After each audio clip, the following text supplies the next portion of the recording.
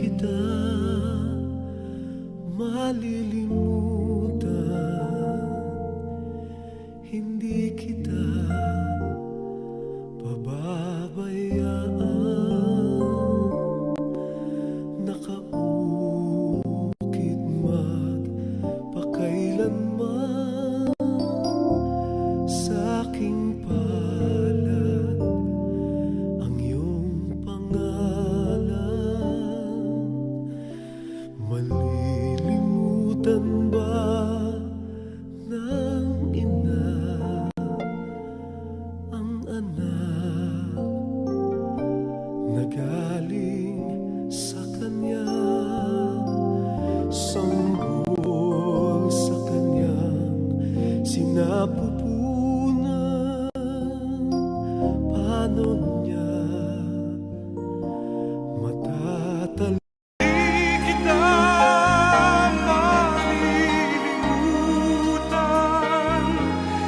Kailan may di pababayaan, hindi kita malilimutan.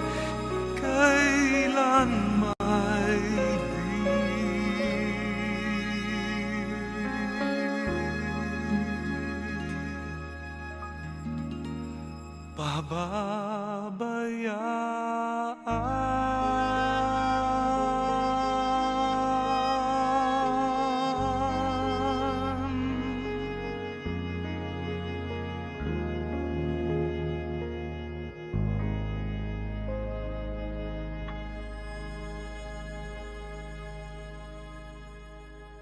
alam na aking mahal, kay hirap sabihin paalam na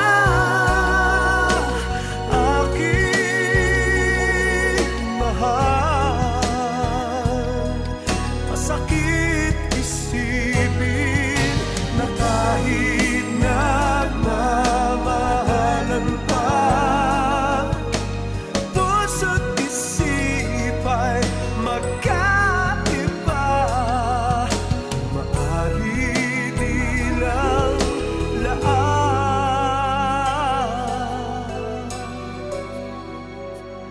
sa isa't isa.